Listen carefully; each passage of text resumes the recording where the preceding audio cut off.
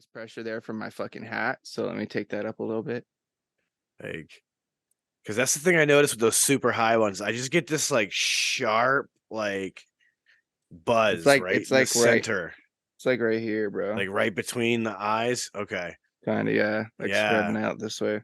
I mean, it may really be that fucking high, and that's fucking It's crazy. it's a trip. Wow. I might do another bag of that later, or I don't know. We'll see. Well, 'Cause shit. dude, I got this new fucking banger, dude, and I really like this thing. I really like it. It works really well. That looks dope. Well, shit, boys, let's get this shindig started. Ladies and gentlemen, welcome to another episode of the Shedtime Podcast. We're gonna get this kicking off in 1, 2, 3, go.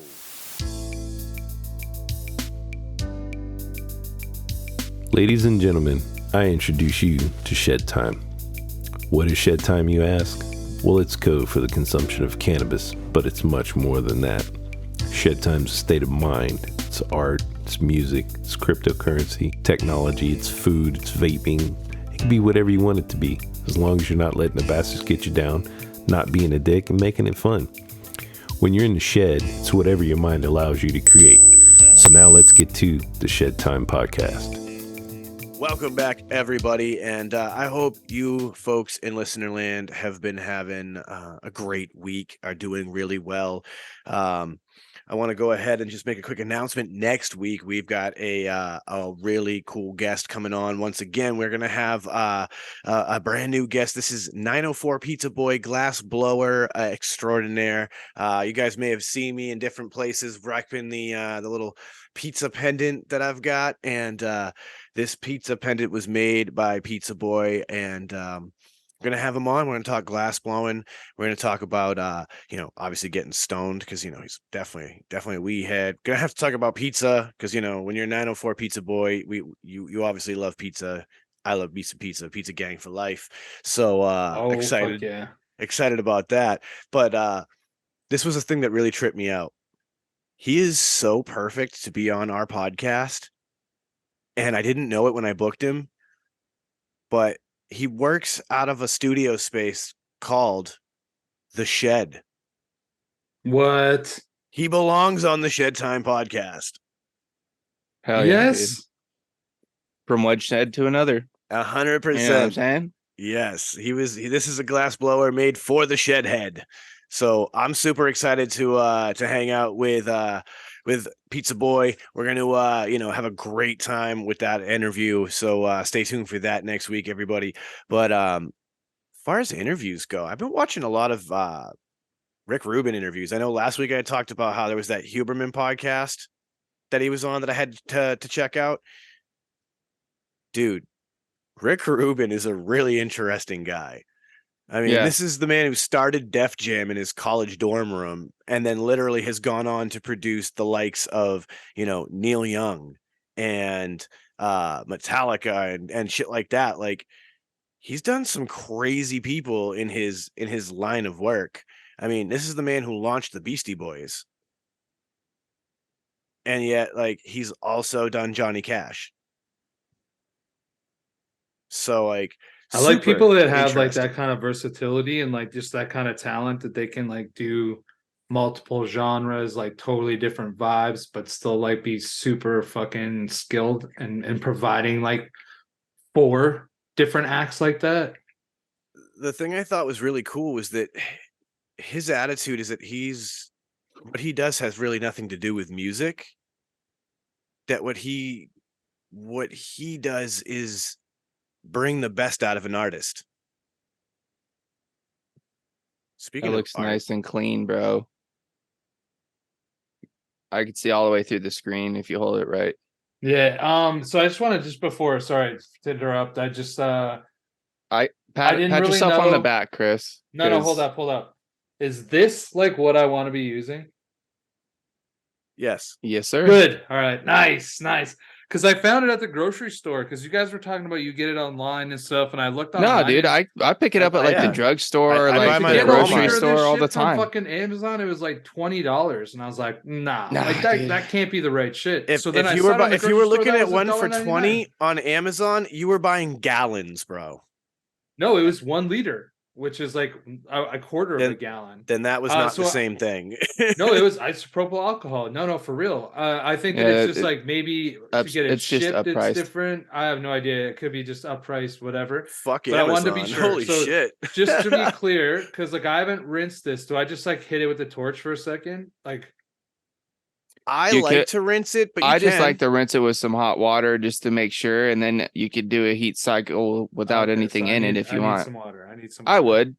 Just personally, I'm just gonna use a bit of regular water, and then I'll just like heat it up after that. How about that? Yeah, that'll be Just quick flush. Just to make sure that you get whatever is on there off of it. You know what I mean? Just in case. Yeah, because there could be some residual still. Because like normally I would soak them in like this other shit that I have, and then I just use a Q-tip to just like quickly shine it, I guess, and then I just soak it in water for like another half an hour. But I just wanted to like be a little bit more thorough with my cleaning, and like I'm gonna try Sean's technique, right? Of trying to just keep on top of things as opposed to letting it build up like a lot and then just doing like that big massive clean. So that's what today's the beginning of. So for everybody out there, it's never too late to find the techniques that work best for you. Well, I'll show you this. I just did mine last Sunday evening. All right, we got it focused. Good. Let's get some light on the situation so you can see it in there. And there's the camera. I still see some shininess. Yeah, I mean, and I just knocked out my last bowl, so you can still see there's a couple flakes in there. But now, I mean, I'll go ahead. I'll grab my Q-tip real quick, and I'll just go a little quick zoop. Nothing really crazy, just to get those last little flakes out. And now, if we look at that, that's gonna be. See too much of my face, huh? Yeah, there we go. Yeah. Like and that even looks the outside, that looks perfectly the clean. outside of mine looks like really dirty, but that's just from heating, bro. Yeah, like it's clean. Like it's actually shiny underneath it. Yeah, but and that'll get real nice and clean once you hit it with that rubbing alcohol. Dude, let's fucking go, boys. I'm fucking ready. I'm like excited for this like new technique / process, whatever. Because I got that bottle of like ISO right there, got some fucking Q-tips. I'm gonna have to like soak the other ones that I have because this one was pretty clean already. So I just basically just did this right now. So it got that clean like right here, right now. So I'm actually pretty fucking stoked about it. It's kind of sad, but I'm actually really excited because I do love like that. The first first few, we'll say, like bowls. Like of a fresh bowl, like dude, it just fucking thumps. I find so right now, if like that means that I can like get that thump on a regular basis without the extra fucking work, like your boy is fucking happy because like I can get lazy sometimes, especially when it comes to like getting high. I'll just be like, oh yeah, no, I cleaned that a week ago. Like that's literally it's not Sunday morning yet or whatever. I don't need to worry about that shit. So I'm worrying about it right now. I'll have to let you guys know how this goes in a moment. I have to break up some weed. I'm going to be breaking up some purple alien truffle. Shit's pretty good, though. I'll tell you guys. It's pretty good. I like it. It doesn't have, like, the strongest flavor for some reason, but the high is really nice. And, like, the flavor is good. It's just not, like, super pungent, if you know what I mean. I get you there. Yeah, but like, dude, this nug, like, it is like super fucking compressed. Like, bro, like trying to fucking pinch that shit, it doesn't budge at all. It's this fucking Crystal City. It's got some perps in there. Got some red hairs all up in it. Man, shout out to fucking legal weed.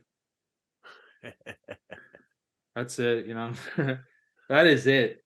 I always just am so thankful I live in a country where like weed is legal. I don't have to fucking sweat it. There's no more back alley dealing. I get fucking real solid pricing. Like I can't complain, man. I can't complain at all.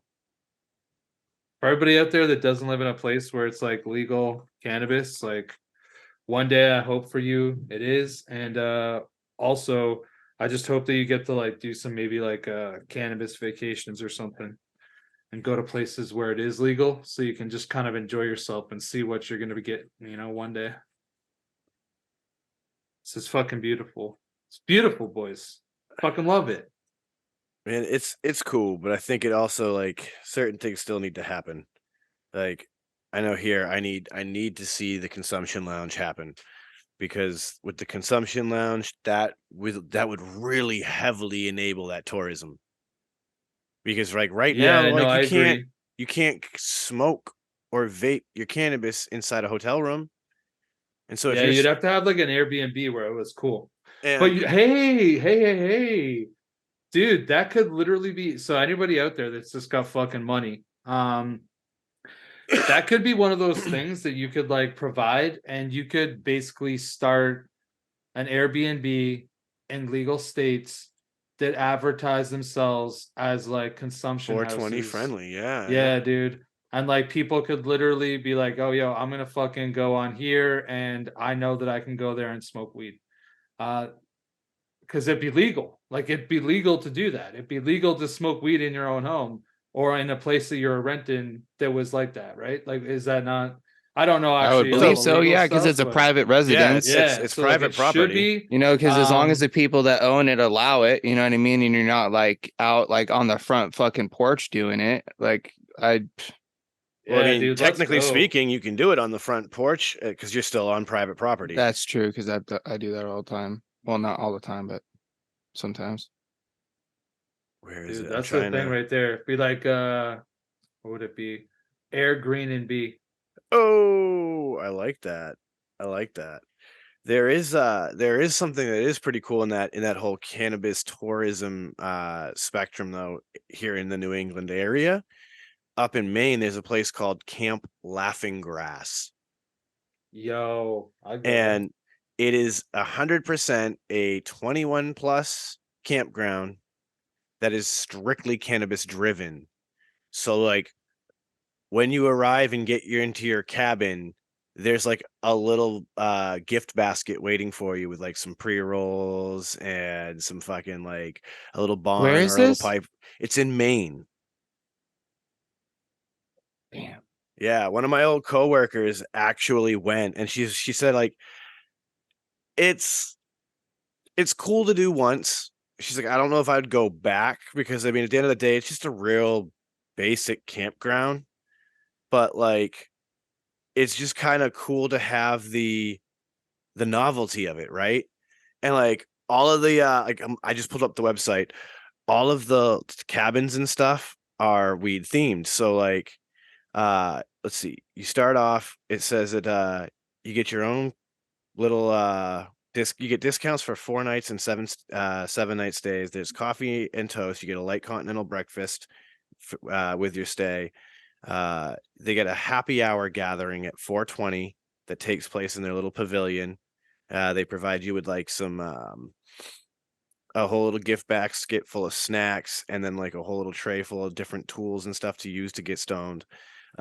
Your cabins, like I said, named after weed. So you have like the Granddaddy Purple Cabin, the Tangerine Dream Cabin, the Acapulco Gold Cabin, White Widow, Blue Dream. And so all of these are, not to not to completely put them down, but they're basically just sheds. They're just big sheds. And so like you're staying in these fucking little tiny cabins. They're big sheds basically. Dude, I don't know why, but this just speaks to me, bro. You I would know, go there. there's also I they would got go. they have Dream Queen glamping and Candyland glamping. These are basically yurts that are set up on the property that you can Dude, there's stay in. actually a place. I can't remember exactly where it is. It's somewhere like in and around where I'm at, and all they have is yurts. And it's like on the lake, and it's like a resort, and you get your own yurt. I think there's like, maybe 8 to 12 yurts, and they have like different style yurts. So like there might be like a tech yurt where there's like techie shit. There might be like the hippie yurt. where it's just like filled with like live, plants and like whatever, and like no power. And then there might be like the family one that has like a TV, but like a little bit of a chill space for kids, whatever. And they have all this, bro, and like this place is popping in the fucking summertime. I've done some like deliveries there to like their office, and this place is fucking popping. And like, dude, it looks cool. I would probably consider having a vacation yurt. I think it'd be fucking dope. Well, like Because a vacation place, you don't need like the creature comforts of home. You just need that's that a great roof point. and chill. The having a yurt is kind of cool because it can be a semi-permanent structure. And so yeah, you could easily buy a cheap plot of land, clear a space to function in it, and then just pop up your yurt and then vacation there whenever you want to all season long. I mean, there are people who live in yurts year round. Mm-hmm. So like you could totally do it and fucking pop over there anytime you just need to get away and unplug from the world for a minute. Because I know there's a yurt campsite like that in the US. I can't remember if it's like I can't remember where it was located, but very similar idea. There's like multiple different yurts with different kind of furnishings and layouts inside, and you can rent them for a few days or a week or whatever at a time and just kind of live out the yurt. And I think that would be pretty fucking dope. Honestly, though, like to me, it is cool. I've always liked the idea of like, unique homes. Like, I don't know if like I've ever had that. Oh, I want to live in the most bizarre, unique home possible. But when I see that shit on TV, your boy is watching that shit. Like if I see like treehouse, and they're building a treehouse or whatever, and it's like fucking crazy. Um, if I'm gonna be like, watching another show where they're building like houseboats or like ones that are just like a boat that's gonna be just like docked. That's fucking cool shit. I've seen like ones where they like build stuff on cliff sides, like storage container homes, all that shit. It's fucking Bro, I don't know, dude. To me, that's fucking awesome. I just don't know if I have the drive to do that myself. I want to just live in an off-grid home. Like that's my goal. You talk about cool things like that. You brought up the boats. Like it reminds me that you're actually from where Mick Barge is originally from. What's McBarge? The Mick Barge is a actual floating McDonald's restaurant that was built for what event was it? It was I can't remember if it was a World's Fair that was held in Canada or if it was an Olympics. But it was done for that, and it survived for like a year or two after the Olympics, and then sales fell off and it, fell into disrepair. It was shut down. And to this day, it still resides in Canada. And there's the current owner has like some plans to try to eventually renovate this thing into another floating restaurant. Was that sorry, that one hit me pretty good. Was that like in the 19th century or the 20th century? Hold on. Yeah, 20th century. I mean, this is like, back in was the that from 70s like or something. Could it have been from the Montreal Olympics? It was hold on. Like in like 1967 It was for or Expo. It was for Expo 86 in Vancouver, BC. Okay. Oh, okay, in Vancouver. Yep. And so it was initially designed for Expo, and let's see, I'm just trying to like speed read through this quick wiki article to see when it was actually shut down. In 1986, McBarge was actually never actually been used for anything. Okay, so yeah, after 1986, it's just been abandoned, and the current owner, like I said, he's trying to get it to be renovated in order to turn it into a brand new floating restaurant. And I think that's like such a cool fucking concept that there's just a giant barge with a restaurant on it floating, docked off the water, somewhere in an inlet or whatever.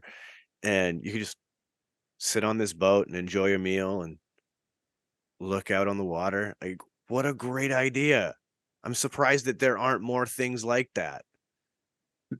There are, dude. Like I'm sure out your way, there's got to be, dude. Like especially in Boston and stuff, there's tons of like lakefronty kind of shit like that. There's like fucking ferry boats that take you to Toronto Island. There's just like all Yeah, sorts well, of like there's like little ferries and stuff like that, but I mean something like that, like just a standalone restaurant yeah, no, there was that's a definitely giant one. boat.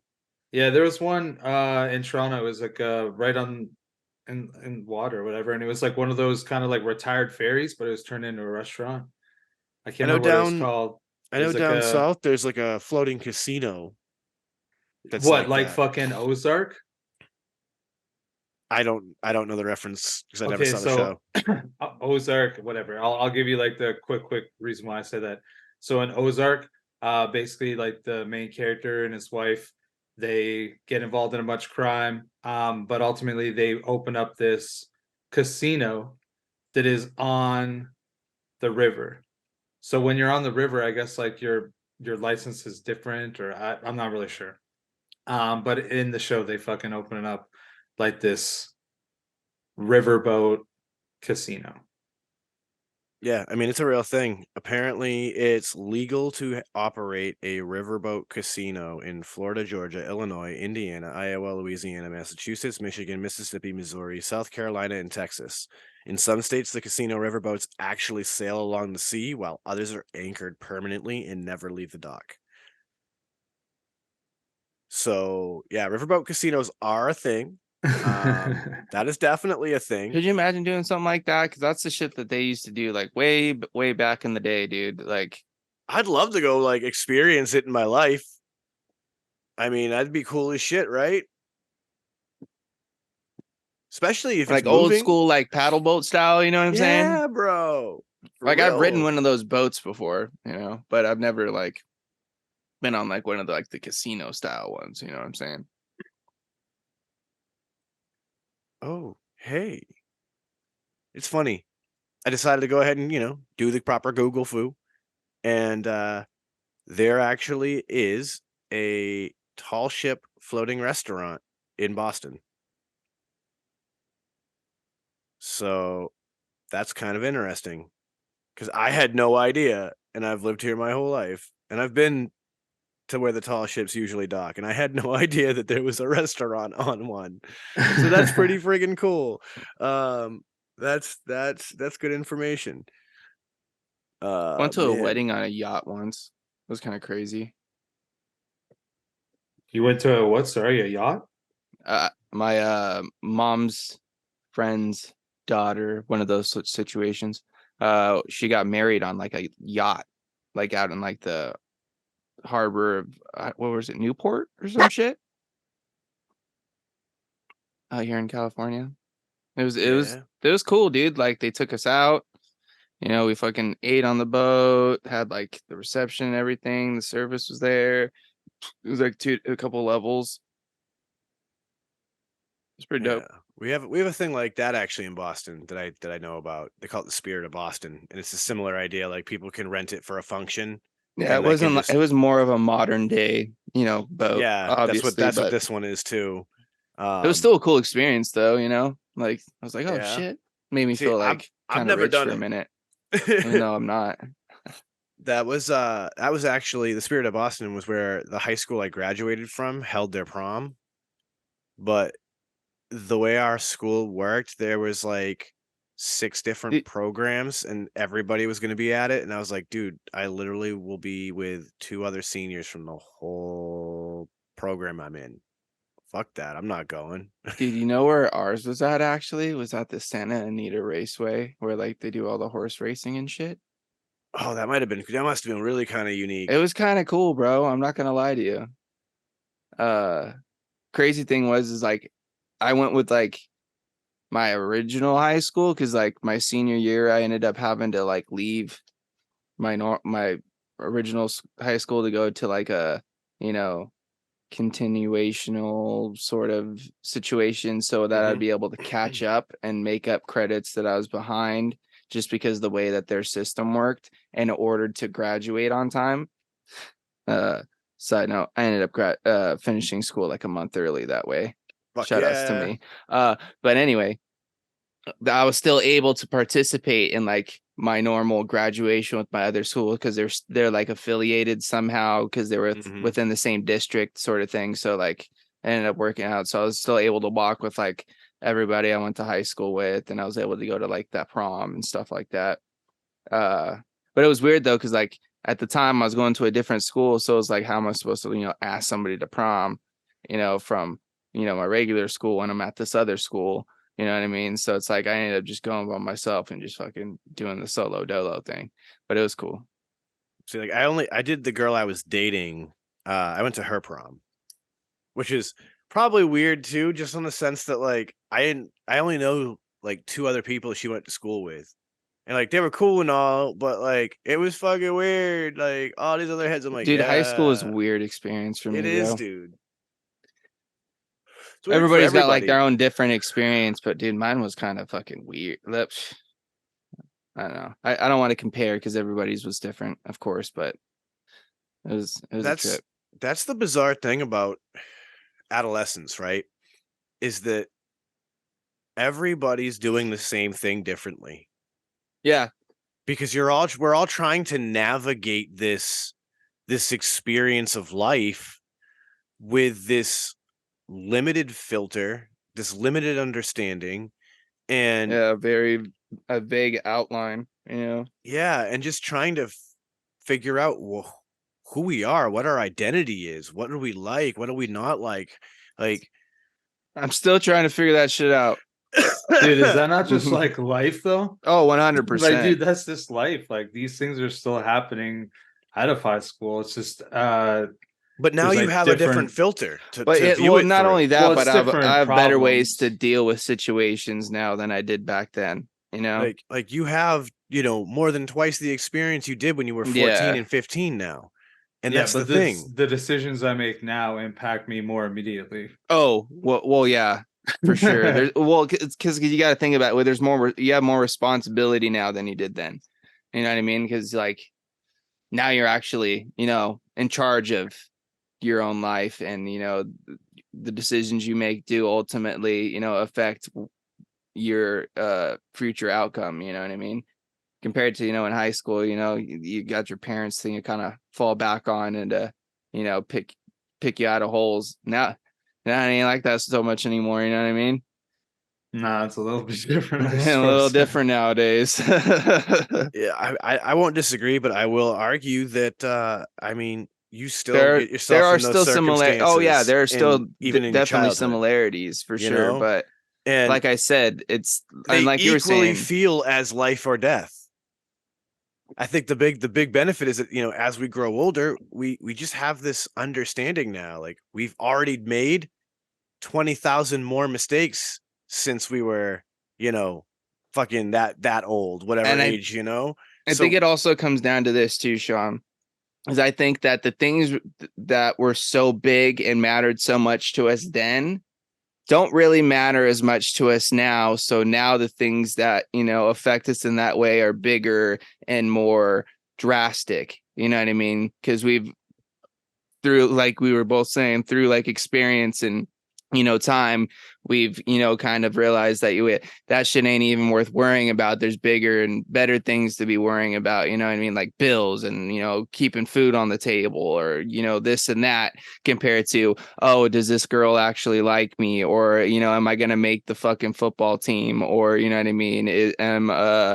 Am I going to be able to go to the party with all the cool kids, or whatever you were actually worried about and thought really mattered at that time? You know what I mean? Is definitely not the thing in the forefront of my mind nowadays. You know what I mean? Right. No. But isn't it weird though that there are similarities? Because like, all right. Oh yeah. We all have to worry about those similar dumb things when it comes to, say, the workspace, where it's like, oh shit, but like, am I on the good side of the boss?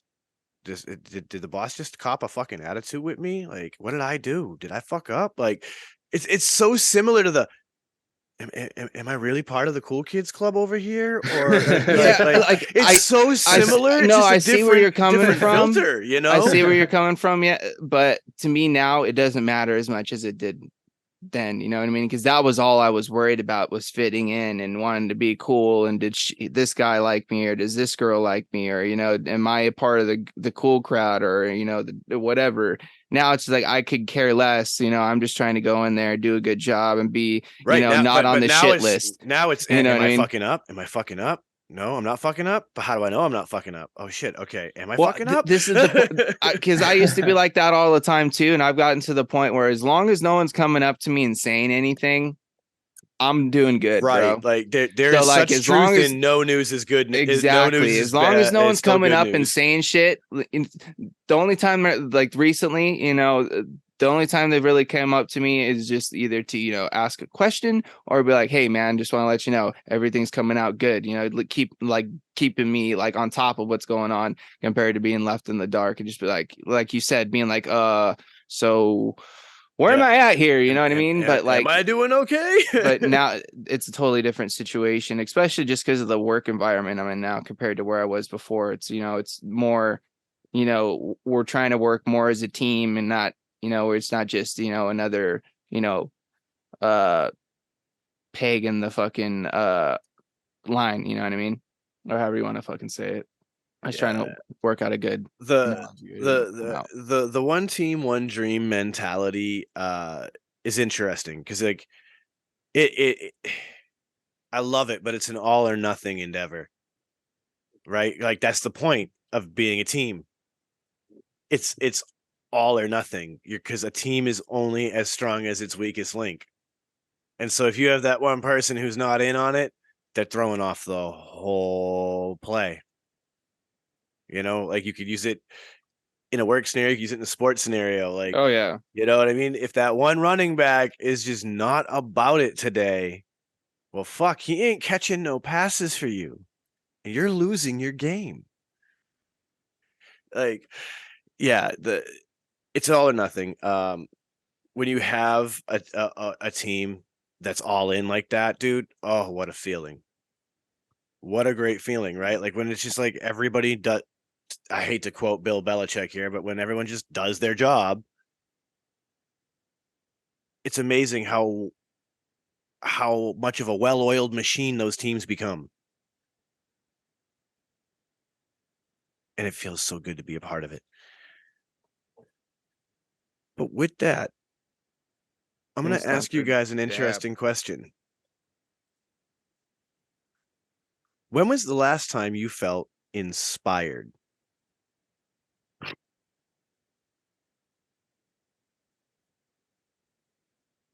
I don't know, like that's a kind of weird, just because I feel like some days I'm inspired every day, but I guess there's levels of inspiration.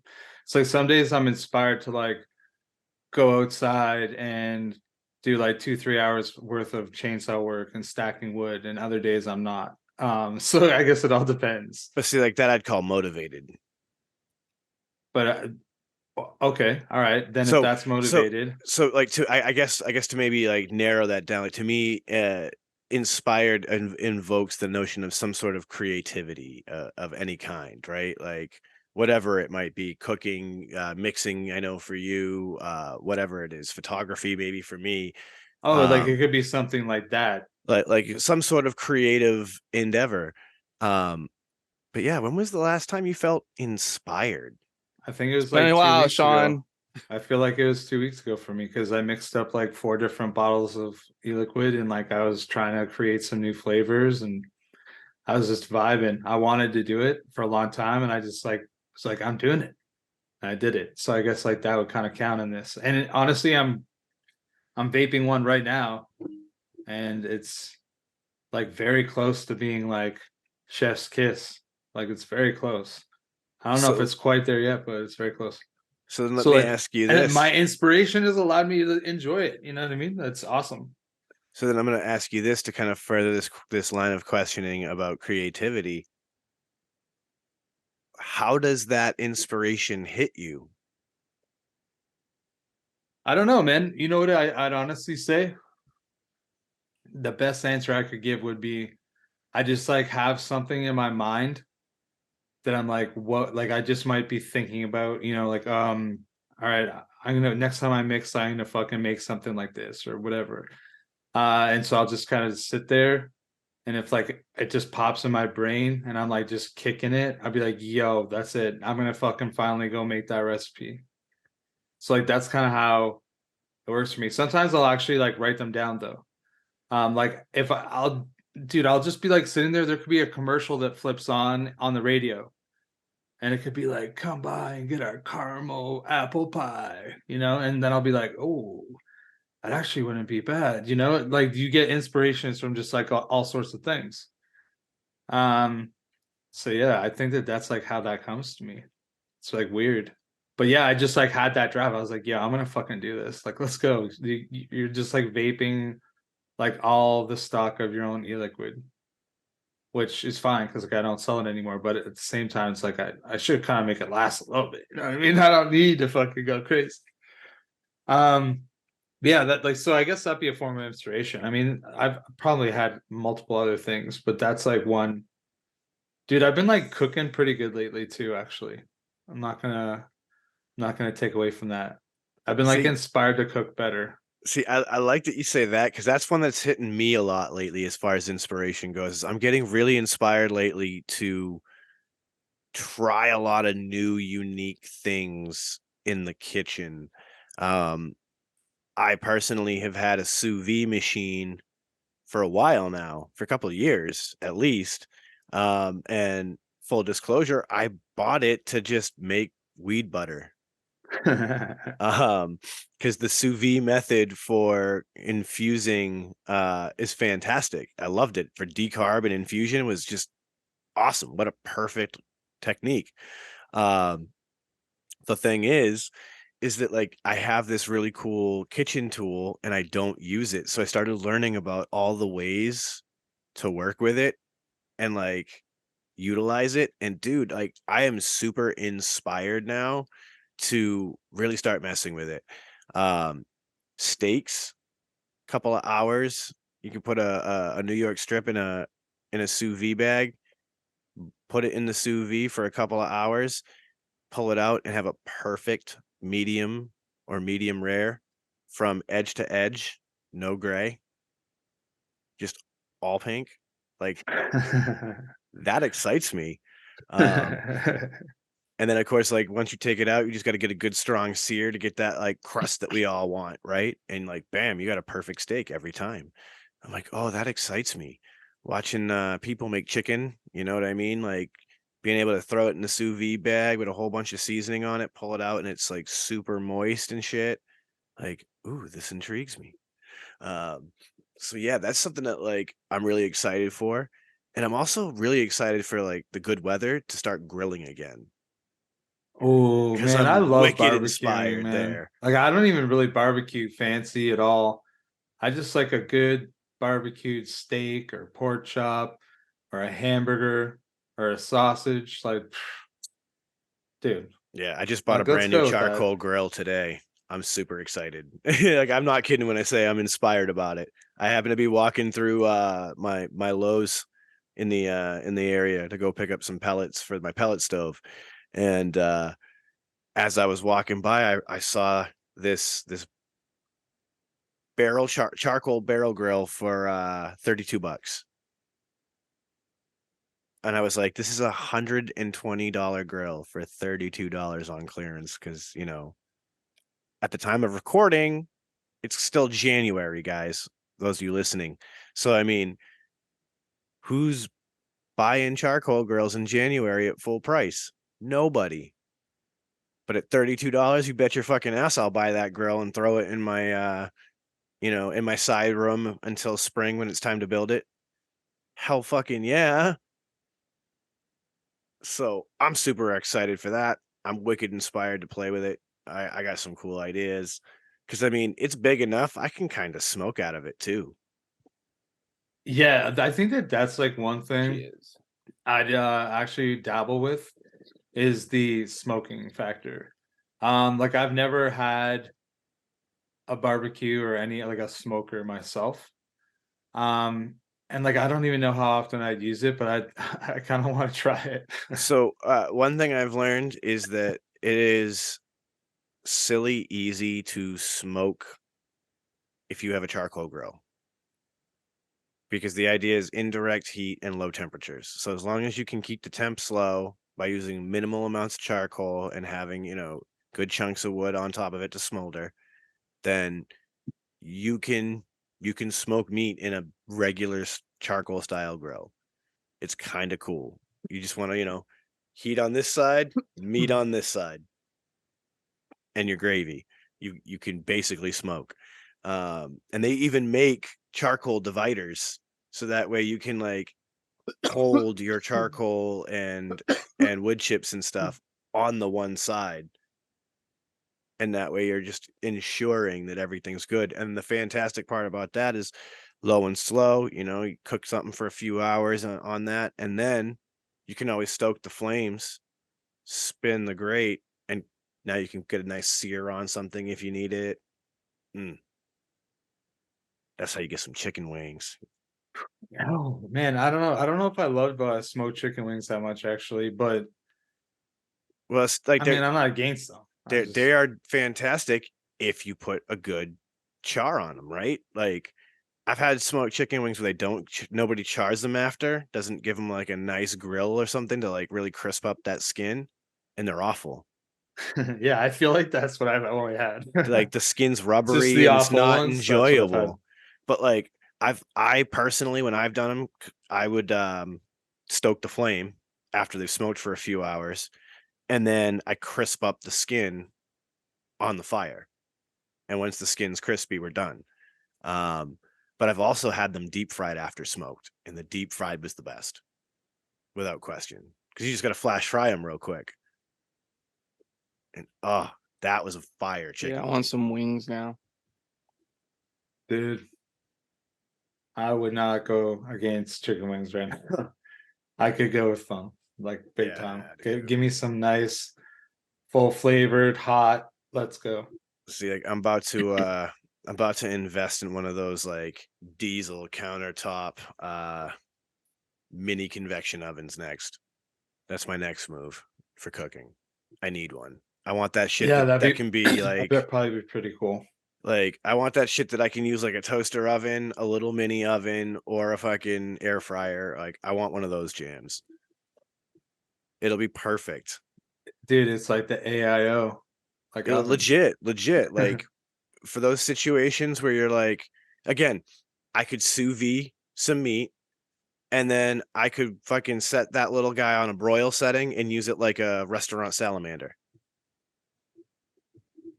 Crisp up something, or maybe I need to reheat a slice of pizza, throw it in one of those jams, reheat a slice of pizza in no time. Like that's the kind of stuff I want it for. Cooking a side dish over here while I'm working on the stove, sick. Be how dope would that be? I could literally roast potatoes in that thing while I'm doing the meat over here. Let's go. Yeah. See, I like this. I like that smirk you got, Chris, because it's no, like, dude. It just makes me think about like the perfect cooking setups, right? Like, yeah, I really have vision. This goal. Yeah, I like this vision of like an outside, like food prep space, that I want to build myself, and it'll just be like all natural stone, and I'm gonna have a fucking pizza oven.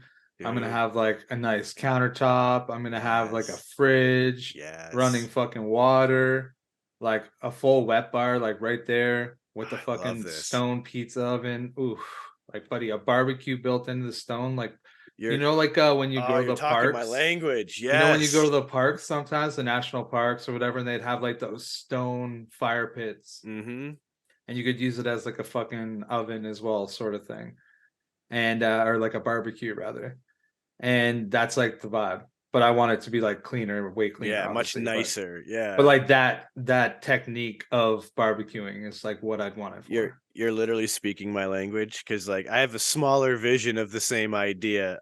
Like I love the pizza oven idea. I don't know if it'll be a wood pizza oven. Like, let's go. But my whole thing was I wanted to build a smoker like that. Where like I could literally have a fire pit that we just fed huge logs of wood into, and we would pipe that smoke into the actual barrel space and build it all out of stone with like the sunken barrel in, so that you could still have the metal lid to work and control, but the whole thing is, supported by this beautiful stonework. So like, Hey, Sean, you know what I'm gonna tell you right now, and I've said this to lots of people, is that you know what the best thing about what you just said is? You've already thought about it. yeah, it's easily done And too. that's the thing, right? Like sometimes you can't get cool shit because you don't think about how you can get cool shit. And then Like, you realize how cool it is once you have it, or you thought about it and you're like, yo, yeah, like my brain I need says this. I'm literally going to take a barrel grill similar to what I just bought today. You know what I mean? And I'm gonna modify things around that so that way, like, my stonework will support that instead of the actual legs, and then I'll be able to pipe in the smoke from my firebox right into it and have this like beautiful, just stonework, earthen, beautiful piece to cook on. And I never thought about the countertop space, but you're right. You need space to put things. Yeah, dude. And you could have like a winterize if you live in a place like we do, where you'd have to like winterize outside plumbing. You could do that. You See, could do that, no problem. I don't even know that I'd worry about the running water specifically, right? Yeah, but it gets kind of cold there. I mean, Well, that's why I'm saying, like, I don't if you think I had it would like worry about crazy having. insulated, That's why I'm saying I don't maybe. think I would worry about putting running water there. I think I would Oh build no, this dude, having a close enough wet to my bar would be home. cool though. Come on. I don't disagree. I just don't think I would do it. That's all I'm saying. I love that you're thinking that big. Dude, I think that I would do it and I just have like a connection inside the house Yeah, so where you I could could turn it just off and drain then it. drain it. Yeah, and then Yep. it's like nothing. That's kind of how my outside shower is here, although my outside shower is literally right at the connection here, so I don't actually have to drain it. It just it's ready. Yeah. It comes out the house right in. So it's at least But yeah, fortunate. dude, and then you just like can even fully winterize it and just have like an air connection. Just fucking blow it back out with the faucet on the outside.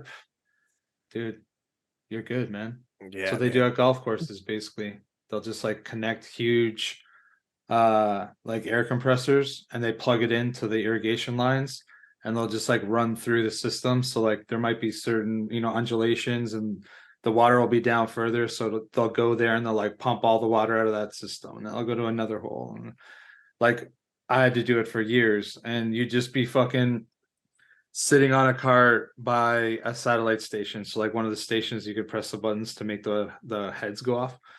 And you'd just be chilling there and you'd be like, just fucking hurry up. I just ran you for fucking 25 minutes and you're still just blowing like water out. Like, how's this even possible?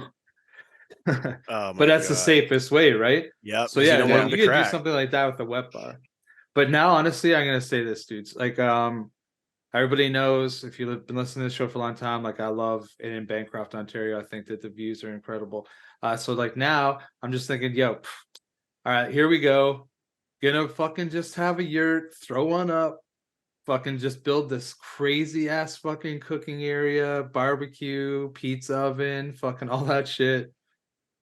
Do it on the cheap. Just have a fucking Dude, yurt and then this fucking baller cooking setup. It would build probably look that. so Well, strange. and what's sick is that you could build that setup just outside the yurt, and so that way, like, if you wanted, you could just build a nice cover Awning. over that, an awning, yeah, and then you can literally just step outside, do all your cooking, step back into the yurt.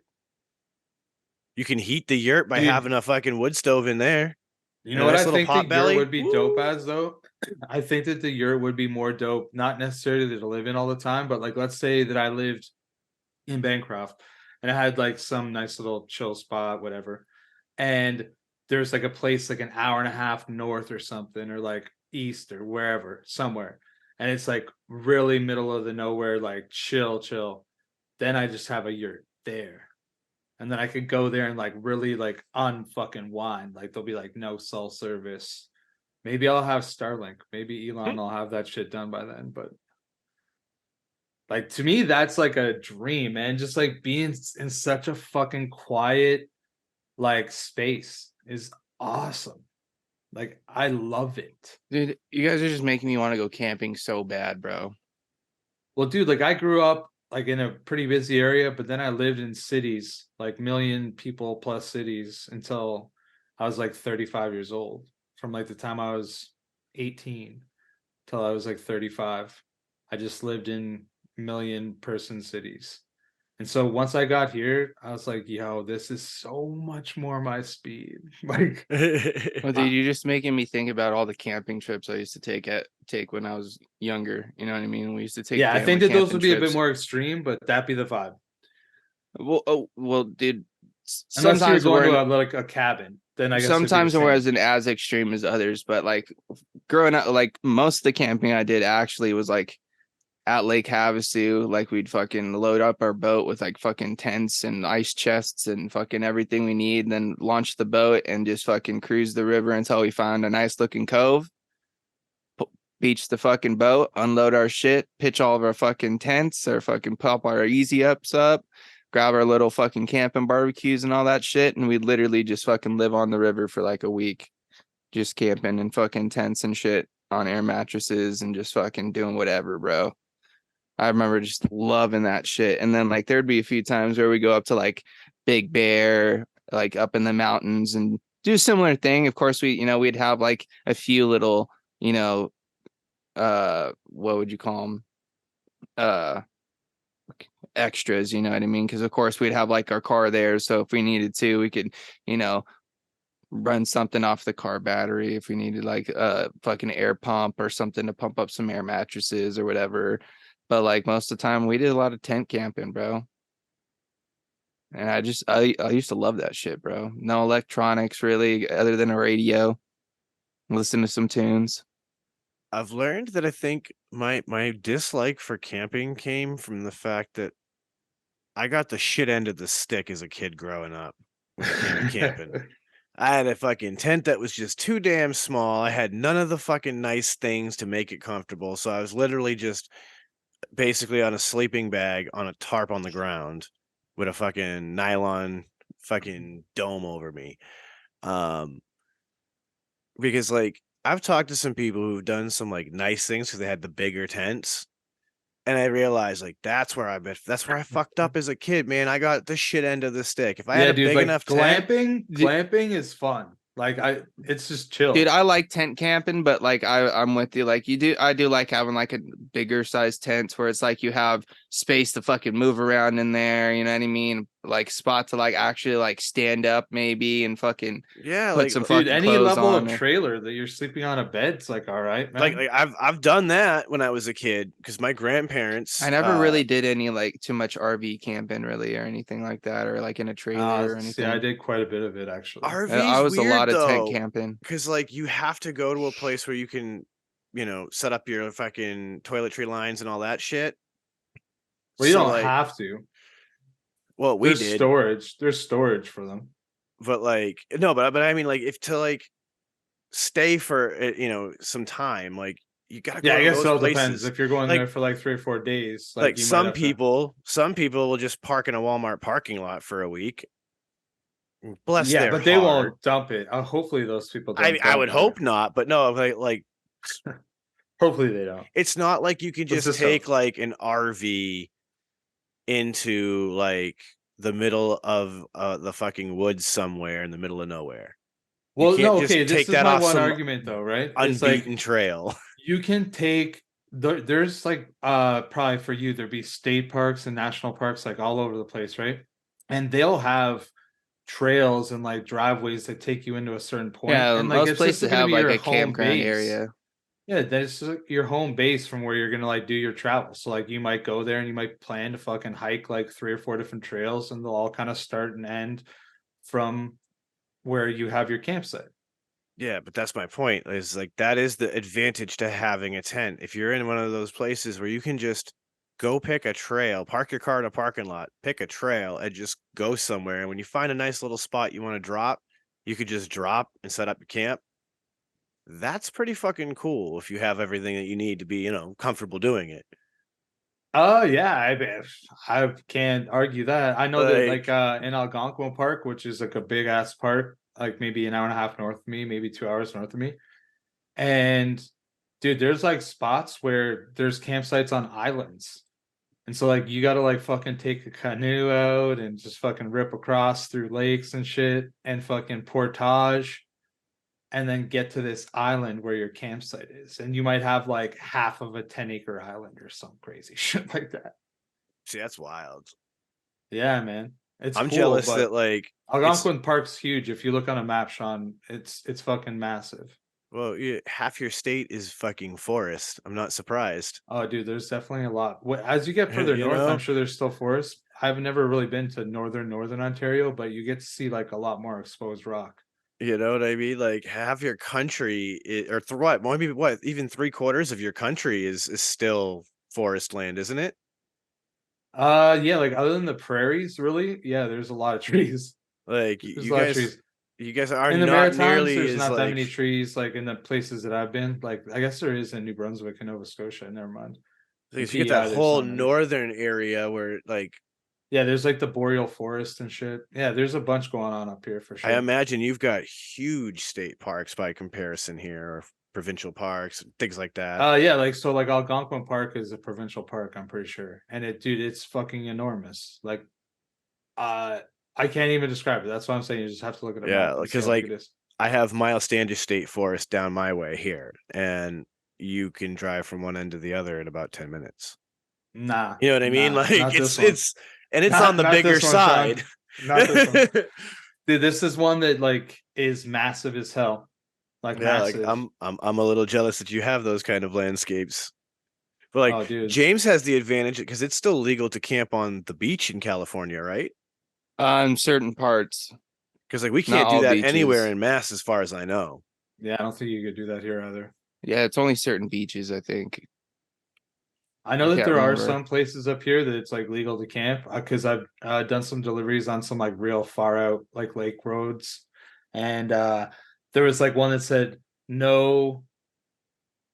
I was like no camping beyond this point, and because it got to that point where it was like everyone's private property, but on the way in there was like plenty of like lakeshore like land off to the right of the road, and there was like spots you could just slide off and park, and dude, people were just camping for free. You didn't have to pay nobody. You just camp there for free. I mean, you could probably do that on like freshwater bodies around here, but like the actual like I can't just go Not the down to ocean. like Okay. my national seashore this summer and pitch a tent overnight. Like it is 100% illegal to do in Massachusetts. And that bums me out because like, dude, oh my God, how fucking chill would that be to just pop up a tent on the beach, have a little fire, listening to the waves crash, go to sleep to that and wake up to that? Plus that fresh ocean air first thing in the morning like that. Oh, how amazing would that be? But nah, they won't let it be. They won't let it happen. No, I guess like man, they might be a fucking mess though if it was legal. That's fair. Like That you is know what I fair. mean? Like, I'd love to do that shit like in some like other countries too. Like, I watched that this is channel on YouTube, Armchair Traveler, and they do a live webcam thing from around the world, and it's dope. And there's like some different like islands that they'll visit, and some of those webcams are obviously going to be trained on some really beautiful shit. And like there's this one spot I want to say it's in like Indonesia or something like that, and it's just like this little spot where there's a couple of hammocks hung up in the trees on the beach. Like that sounds like one of the best places to camp right there.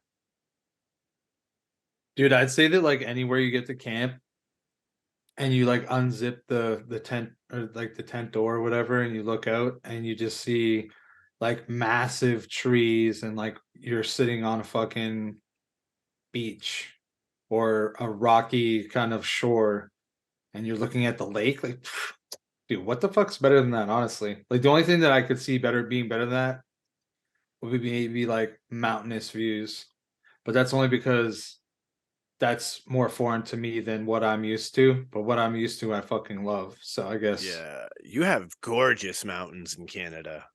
yeah. Like when I was out west, I've actually only Oh, been out there once as an adult, and I was out there for 3 weeks, and I saw like a bunch of fucking crazy shit. I actually took like a bus ride from Vancouver to Kelowna, which was like a 6-hour bus ride, and it's like up through like a mountain pass and shit. And like you're just like going across like I don't know what river it was, maybe the Fraser River. And dude, it's like you just look out the window and you're like, bro, this is like the movies. Like that's what I kept on thinking. I was like, yo, this is like the movies or like a fucking TV show. Because like I'd never seen shit like that in my life, in real life. Like, dude, you should have seen me when we were in Vegas and we went to fucking the Hoover Dam. Bro, I was sitting in the back seat, and I was sitting in the back seat with a dude from Australia, and we were no, sorry, I was with, never mind, doesn't really matter. There's a dude from Australia with us, and dude, we drove from Las Vegas to the Hoover Dam, and man, seeing the landscape there is so fucking different than anything I've ever seen in my fucking life. Like the rocks and just like all the fucking browns and like beiges and shit everywhere. Welcome to the desert, brother. And rocks. Yeah, dude. It was fucking cool though. It was super cool. Like I was in the backseat being like, holy shit, this is fucking wild. Like, look at that. Like, holy. Like it was blowing me away. But see, like that's what I love landscapes, right? So that's why for me, I'll always take like those trips over like, oh, I want to go to this city.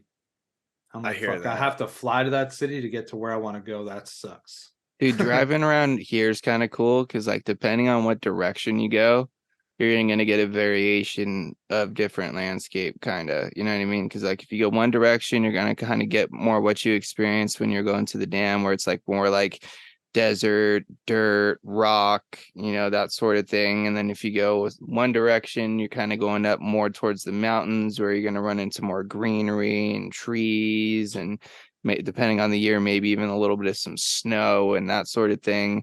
And then if you know, go one direction, then you actually head towards the coast, and then you've got your beaches and, you know, your coastline and, you know, that sort of vibe. And it's kind of a trip, dude. That is a cool thing about California, right? Like you're in this state that spans so much of a climate change from north to south that like your whole and state, then even really from east to west too, bro. Yeah, like your whole state encompasses like several, like all the major landscapes of America kind of get condensed in one state, and you get to live there. Yeah, it's a trip, dude. Because like as much as like there's a lot of things I don't like about California, there's a lot of things that I do really enjoy about it, as far as just like, you know, nature goes. You know what I mean? There's some beautiful natural occurring places in California. You know, I mean, shit, everybody knows about Big Bear. Like that is just a beautiful body of water. It's I don't even think it exists anymore, bro. You know, well, the lake, I think it's gone now. It might be back after all the rain. Who knows? It could be, dude. Honestly, the crazy part is there's always been like this bridge that, you know, kind of that goes over this, just like it's always been mainly a dry lake bed for as long as I know. You know what I mean? But at one point it was part of the Mojave River. You know what I mean? And dude, when it rained recently and it was coming down pretty hard, it was one of the first time in years where I actually saw a consistent flow of water kind of going through there. It didn't like get up to like anything drastic, but I was like, wow, dude, it's not very often you see water moving under this bridge. It's usually just fucking dry dirt. That's incredible. I feel like almost anywhere though, Sean, like just to touch on the point that you made, is that I think that almost anywhere there's just sights to behold. You know what I mean? Like I feel like even what might be one of the more boring states or provinces, they'll still have some fucking gems. You know, they'll still you have just got to go out and look for it, man. You're not gonna find it in the cities. It's all about exploring. Like it's fucking crazy.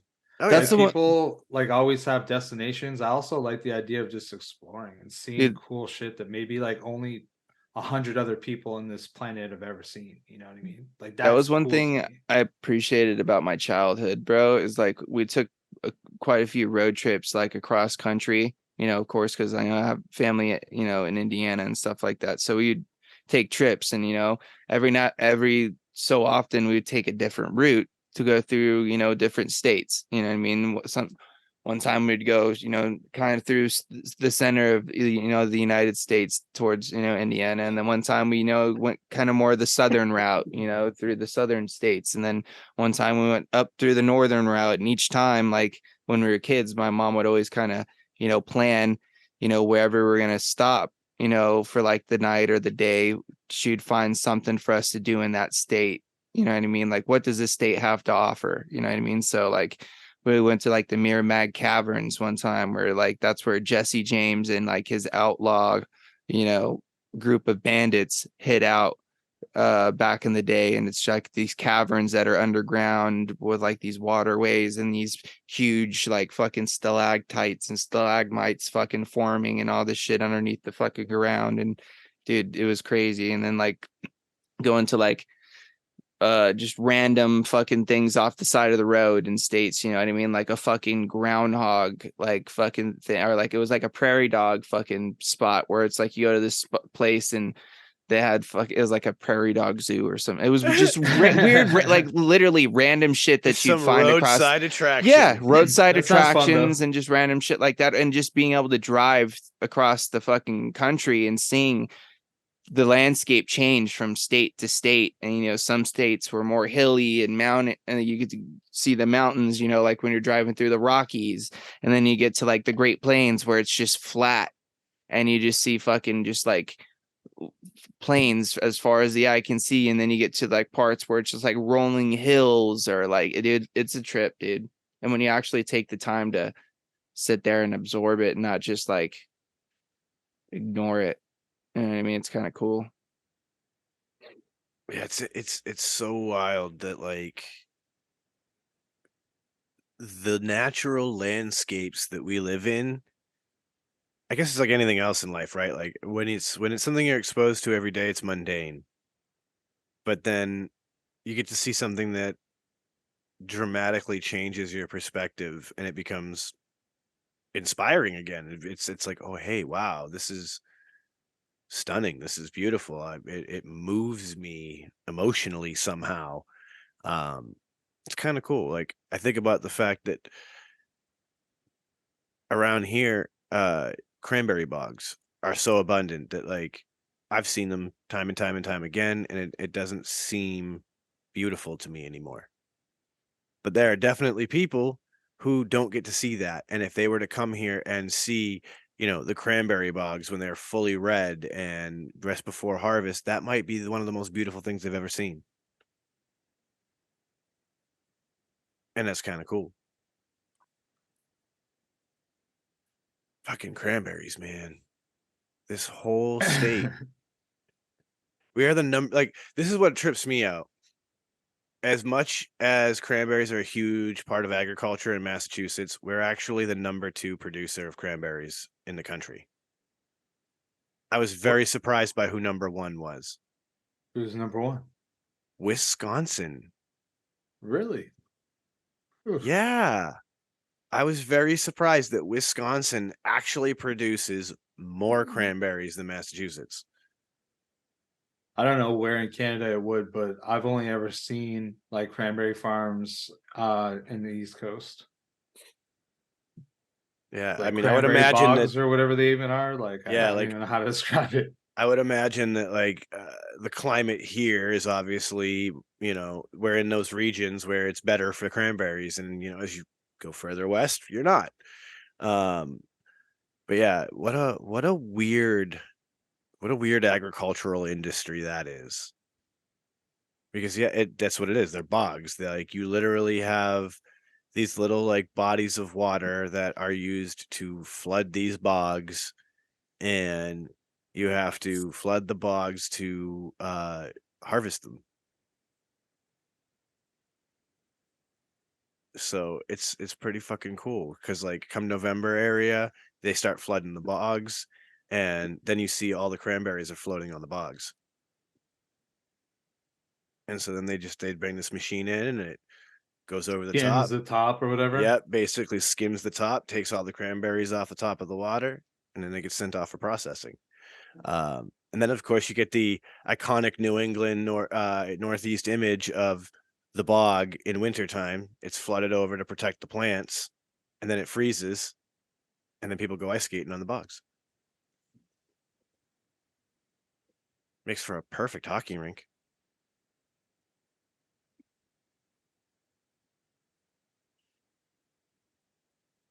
Yeah, actually, it would be because they have the banks all around it. Mm-hmm. You kind of have like those kind of budget boards around.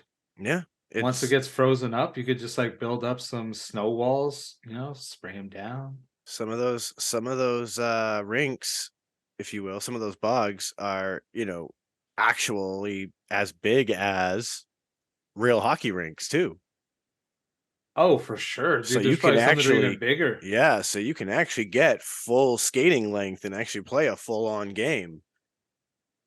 And I guess from a perspective of open water ice skating, it is definitely a safer place because if you fall through the ice in a bog, you're only going in waist deep.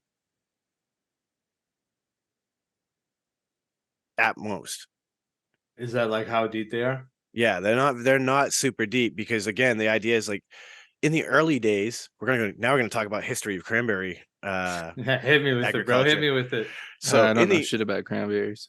So in the early days, the technique would actually involve a dry harvest where the you just have the channels flooded just to keep the individual sections of land continuously hydrated for all the cranberry plants.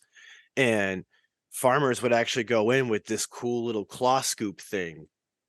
And they would go in and the claw scoop would grab go through the plants, strip the berries off the vines, and collect them inside this container. And they would go through by hand and collect them this way, and then empty their scoops into a bigger receiving vessel to go be processed. And then, of course, as technology progresses, that's where the flooding the bog happens because they realize that like good cranberries are going to float.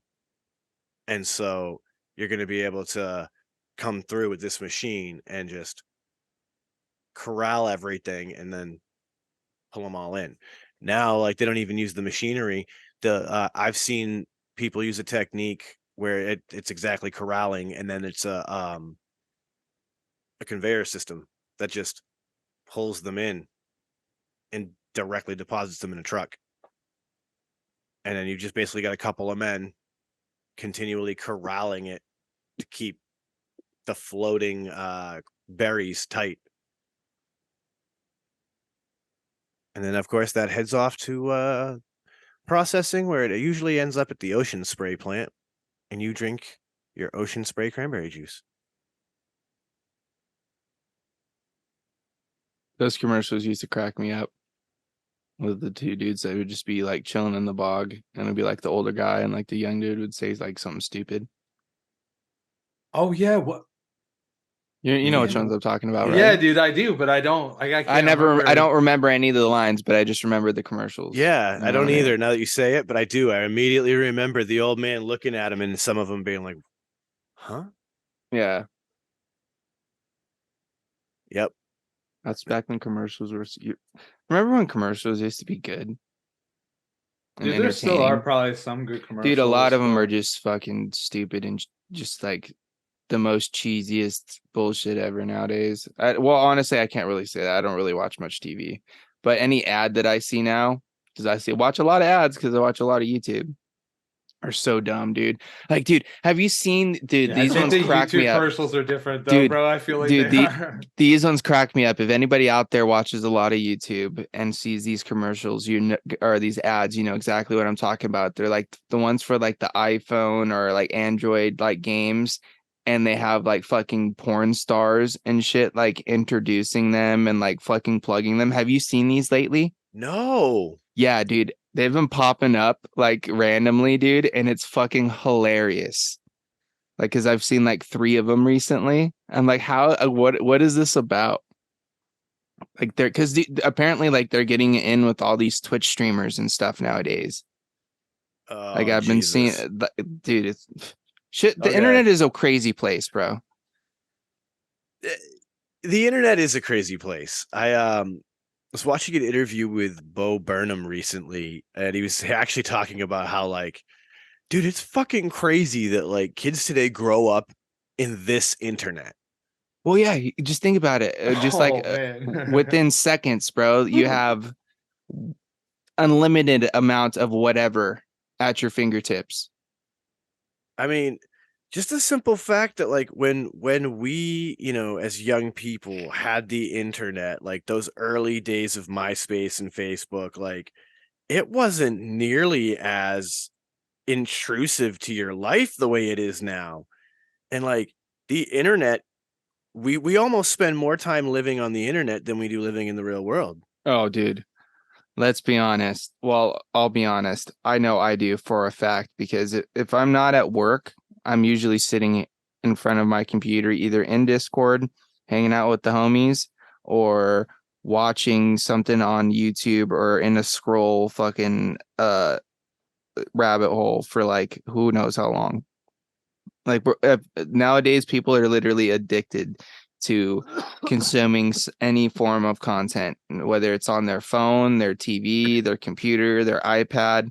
Like you go anywhere, like you don't really see many people looking up and looking around. Most of them are in their phone. You know what I mean? I catch myself sometimes, dude, this is how bad it is, dude. And I know it's bad because like I realize it. I'll be sitting here in Discord, chatting with people, video up on my fucking other monitor, playing something, and I'm scrolling on my phone at the same time. Why? I've got two different things already. I can't even think of the word right now because it's just like it's boggling my mind at the moment. Like I already have two other things I'm trying to consume, and now I'm adding a third thing on top of it. Why? I'm not retaining any of this. There's no way I'm retaining anything from one of these things. And if I am, it's like one piece of each thing, and it's not going to make any sense. You know what I mean? It's like pick one, dude. Hang out and chat, watch your video, or fucking scroll on your phone. You don't need to be doing all three at once. Right? And like I feel like in defense of you a little bit there, right? Like at least with the video and chat, that's kind of normal. That's one of those like, yeah, I'm watching TV, hanging out with my friends. And like, you know, we'll engage in some conversation and shit, right? Like to me, I think it's a little more normal, but I totally agree with you when it's like, because I get myself in those situations too, where I'm doing all three of those things. And it's like something's like there's too much going on now. I'm receiving like too much stimuli. Too much stimulants at once, bro. It's overload, man. And it's no wonder why I'm fucking not mentally stable at moments in time, because, you know, I'm not, my brain's fucking working fucking overtime all the time. Yeah, my wife used the phrase today, and I think it's perfect description. We're overstimulated. Oh, 100%, 1000%, dude. We are way overstimulated these days. Because, dude, think about when we were younger, Sean, and like what we didn't have half the shit we had now. Like if we weren't like, video games were still kind of, you know, fairly new. And yes, there was some kids, you know, inside playing, but most of the time, dude, I remember being outside running around doing shit. They weren't as mobile. That's for damn fucking sure. Well, yeah, that's for sure too. Mobile. That none of us had cell phones really much growing up, and if we did, we weren't like fucking, you know, tied to them. You know, we'd use them to call somebody, or most of the time we just had them so our parents can get a hold of us for whatever reason. You know what I mean? But most of the time, dude, we were running around doing whatever the fuck we wanted, and you know, we didn't care about what, you know, so and so was doing on YouTube or whatever, because there wasn't a thing. It's just crazy to like sit back and like realize how much things have changed just within, you know, our, you know, short lifespans. You know what I mean? Because, dude, things have gotten fucking pretty intense just within like the last 10 years alone. You know what I mean? Yeah, shit gets crazy real fast when you start thinking about this, because it's like we went from, going to the moon in, the 60s to 2023 information technology at your fingertips at any given second of every damn day. That's fucking Dude, insane. and we're not and here's the thing too, back to even the space thing. It's like now not only have we explored our own galaxy, but we're exploring other galaxies now. You know what I mean? Yeah, like Not we've saying sent that we've probes been to there, but Mars.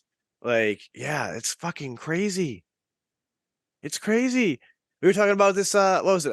Just earlier this week about how government technology versus human technology. yeah. Like they're going to always be, 50, 60 years ahead of us anyway as to what we as consumers have access to. So it's like, holy shit. What are they doing? Because Well, where are we going to be? Sean? It's because they have alien technology that they've been back engineering, you know what I mean? And that's Listen, I'm I'm not 100% going to say that that's a false statement, though. Hey, man, at this point, bro, who fucking knows, dude? I just know this much. Bob Lazar has said a lot of things that later became proven true. Well, dude, and here's the other thing too, bro. Think about like all these crazy ancient. I'm on this fucking. I've been on this train, bro. All these fucking ancient fucking sites that they can't explain how they were constructed, because according to what they think, people at that time were only hunter-gatherers, so they didn't have the types of technology to make these extraordinary structures. But they're finding evidence to find that maybe they were a little bit more advanced than we're giving them fucking credit for, and maybe they just have technology that has been lost, and you know what I mean? We just don't fucking understand it because there's no records really left, or there's not enough research being done.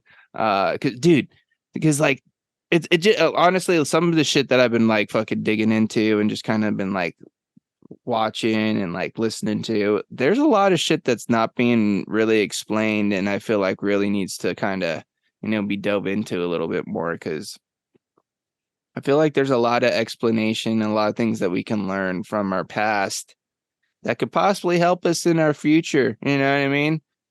Just saying. Ain't that the truth? History has a tendency to repeat itself.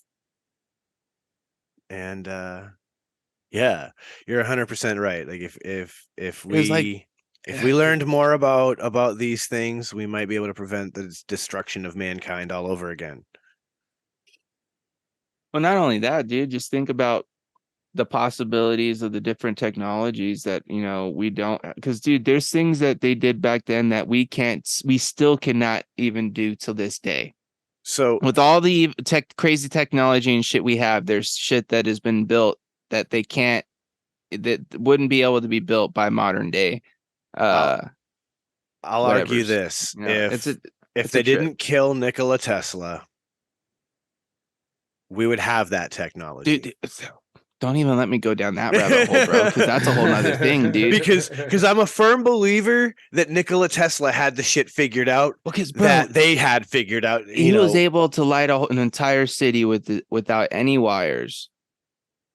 That's what I'm saying. If he understood something that profound at that stage, what we would have now would be next level. Like Starlink wouldn't even be on Elon Musk's radar right now because it would have already been done, decades ago. You know what I'm saying? Like, we would be so far more advanced if we had followed Nikola Tesla's path that he was heading down instead of and who's totally to destroying say, bro, the man.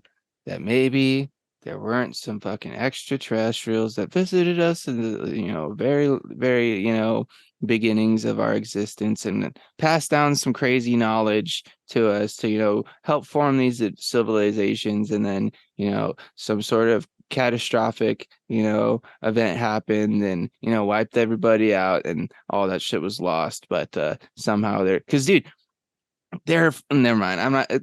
Do some research, people. Look into this shit because I feel like there's definitely something to learn from it. We can say this, right? The Epic of Gilgamesh, as well as the Holy Bible, several other religious texts, they all talk about the Great Flood. So we know, and we've proven now that with archaeological records, that it happened. All I'm gonna say is look into the what is it? The Greater Dryas Impact Theory, or something like that. I think it's something like that. Look into that.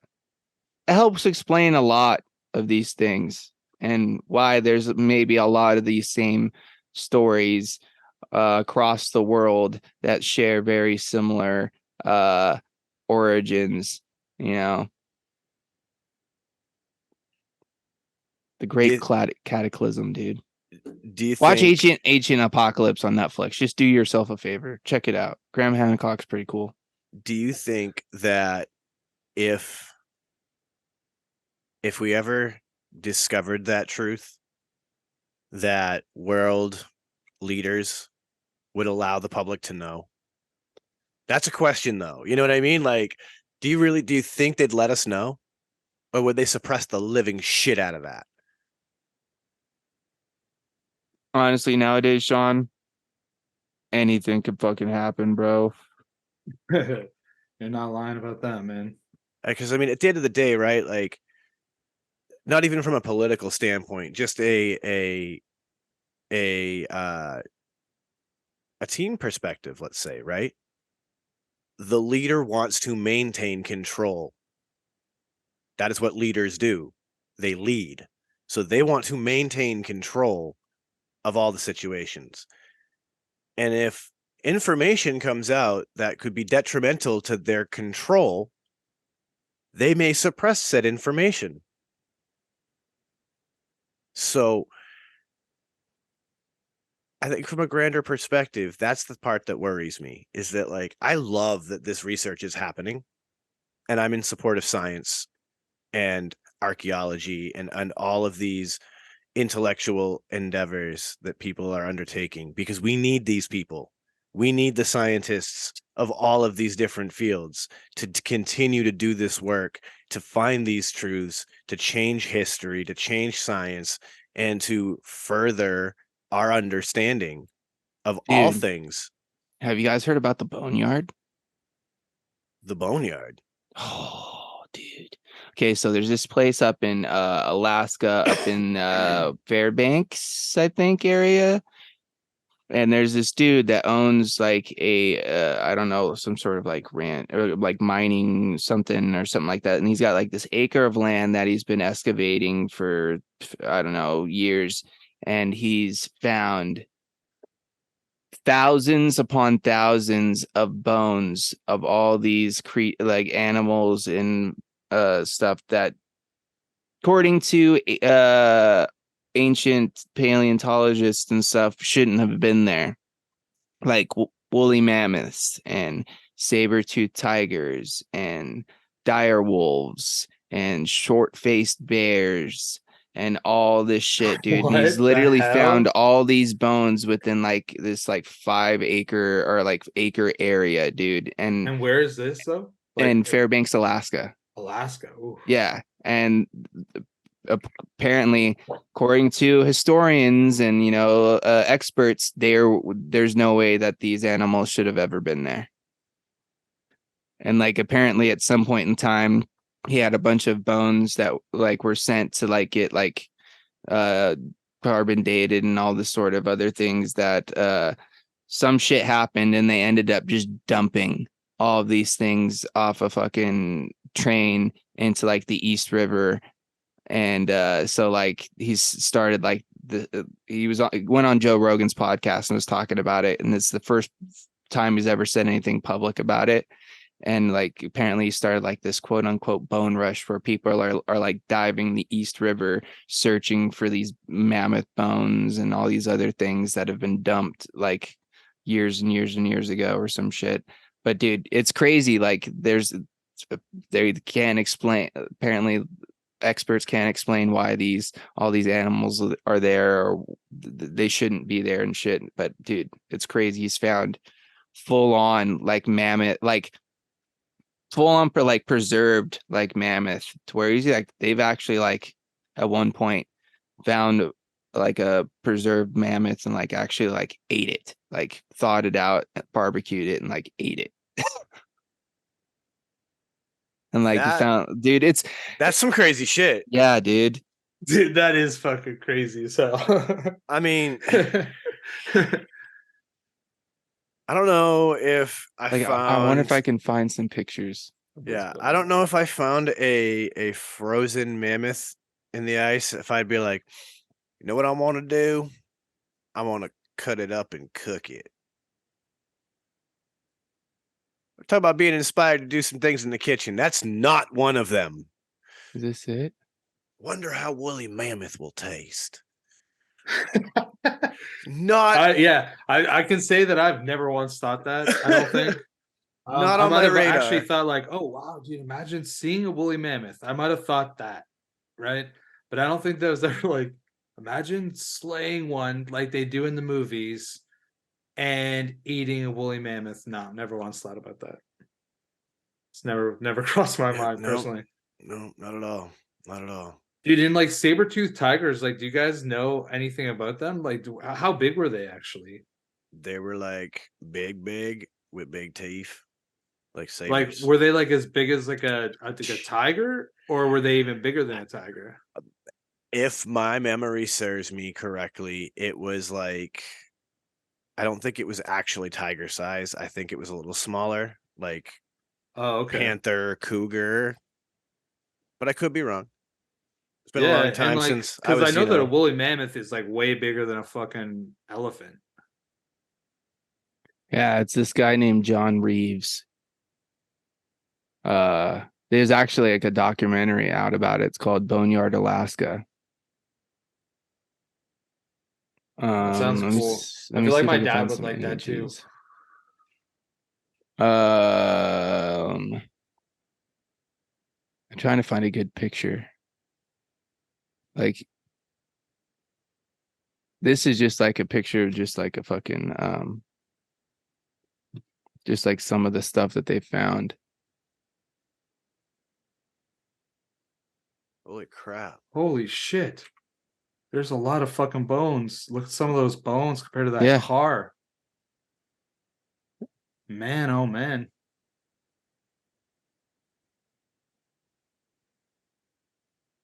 And so this dude was on Joe Rogan's podcast. Yeah, it's the only time he's ever talked about it other than this documentary. But yeah, dude. I'm flabbergasted. Holy smokes. Alaska's a crazy place, man. Well, yeah, think about it. Back in the Ice Age, you know, there was that fucking that land bridge. You know what I mean? That connected all the. So why wouldn't they be there?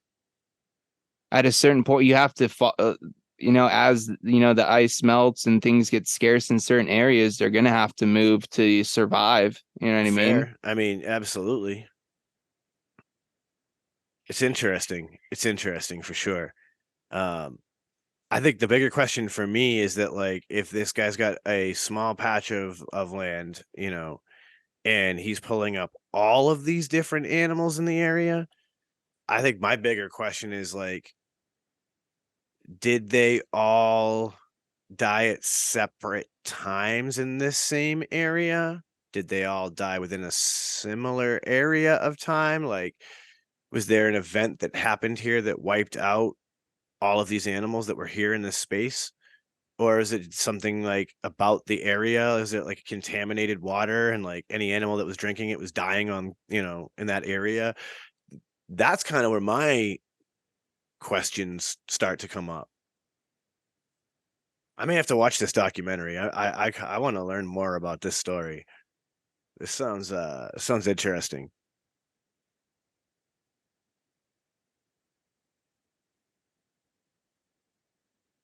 Dude, I'm into watching that show. I'm into watching that show.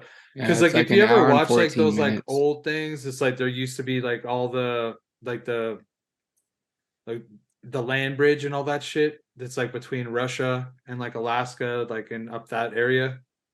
Like I guess it all makes sense, right? To like there could be all these different things because that could have even been a spot where like things were going from one spot to another or like making their way or whatever, and it just happened to be that general location that they were all kind of like forming, and that was like the branch point from there to like go across the land.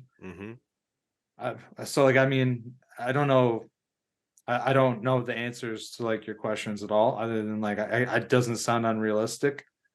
And I think that I would want to watch that because that sounds cool. Because I love nature shit, especially if it's not like just like crazy boring, but it's like kind of interesting. You know what I mean? And your saber tooth is 2 meters long, so probably about the size of a smaller tiger. Okay.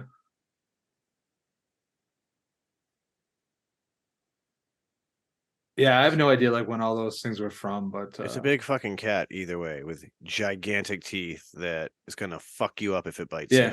Like I feel like it would be equally as scary as a bigger cat with No, like smaller For teeth. sure. Like If not I already scarier. like I already don't want to fuck with a regular Just think about tiger, how much lion. bigger their teeth probably were, though. But yeah, like I've seen like, Natural History Museum, like a saber tooth, but it's like it's a fucking big tooth. I mean, I'm all set. Like an animal that if it chomped on my leg, that tooth is going all the way out the other side of my leg. If not, just cutting it straight off. Yeah, like I'm all set. I already don't want to fuck with any of the other big cats. I certainly don't want to fuck with a saber tooth. Yeah, that plus I all don't the wanna jaw fuck with strength, any of them, I'm yeah. out. Yeah, exactly. We Gucci. You know, I will fuck with the dangerous animals in another lifetime, thank you. In this lifetime, I am good. I don't need to fuck with the dangerous animals. No alligators, no crocodiles, no venomous spiders, no venomous snakes. Fuck all of that. I'm content living. And speaking of being content too. living, I think it is time for us to get on with our day and bring this show to a close. So I want to thank everybody out there in listener land, wherever you are. I hope that we have given you a nice little break of the monotony of your day-to-day life and given you some friendly chatter and banter to inspire you on your endeavors. So Uncle Chris, I'm going to turn it over to you, my man. Well, thanks everybody for tuning in. Appreciate you guys. Like Sean said, hopefully you guys enjoyed yourselves. Pass the time real good. So if you guys want, you guys can go over to shedtimepodcast.com, give it a click, do some little adventuring. Just like you're looking for a place that nobody else has seen. Maybe you can find something on the website. Just click every little bit, spend some time there, enjoy it. Maybe listen to the podcast while you're there. Of course, you can find our Patreon there and all that cool shit. Now, as for myself, you can check me out on Tuesday nights on KVTV's YouTube channel for Mixing It Up, just an e-liquid mixing show, just a hangout sesh, really. And then on Friday nights, you can catch the three of us on Framecheck and Vapor's YouTube channel for the Green Room. So come by, just kick it. You can have any kind of conversation you want. There's always some real good people in the chat, so come on by. And I think that's it for me. So everybody be safe, have a good week, and live your best life. James, take it away.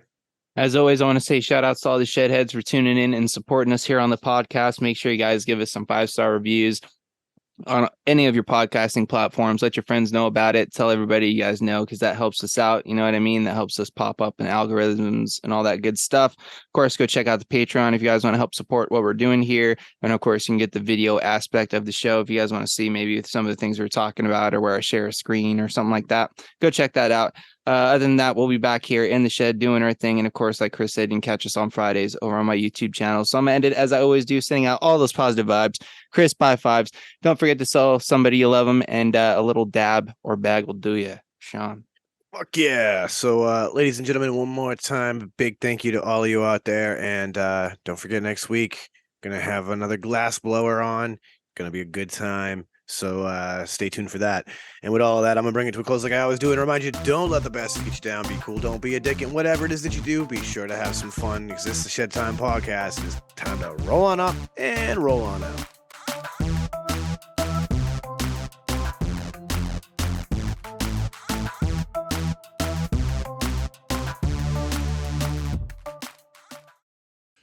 Dynavap, Dynavap, Dynavap.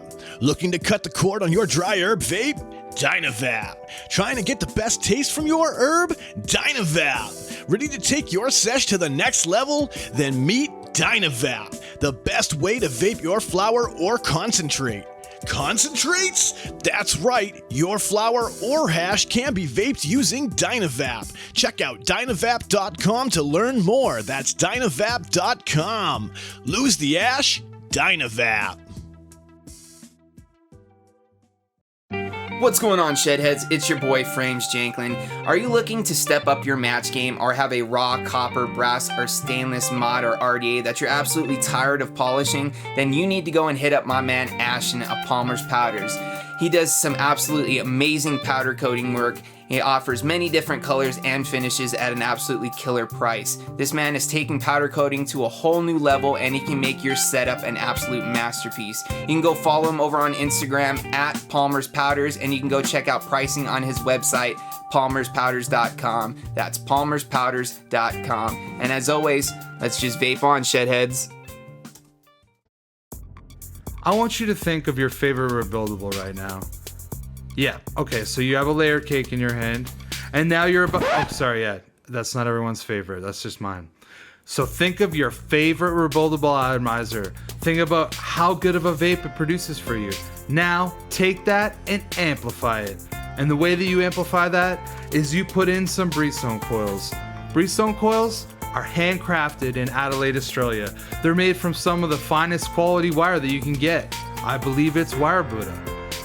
You take those coils, you take them out of that phenomenal packaging that clearly shows how much care that Adam puts on the quality of his coils and the insurance that you get them in good shape. You put them in that favorite RDA, and guess what?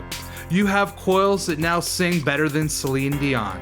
Go check out Breezestone coils. You can find them on localvape.com and also steelvalleyvapors.com. Solid. I'm a dude. He's a dude. She's a dude. Because we're all dudes. Hey! Yeah. Shout out to Good Burger, home of the Good Burger. Can I take your order? Dude, what a fucking... that's an awesome movie, man.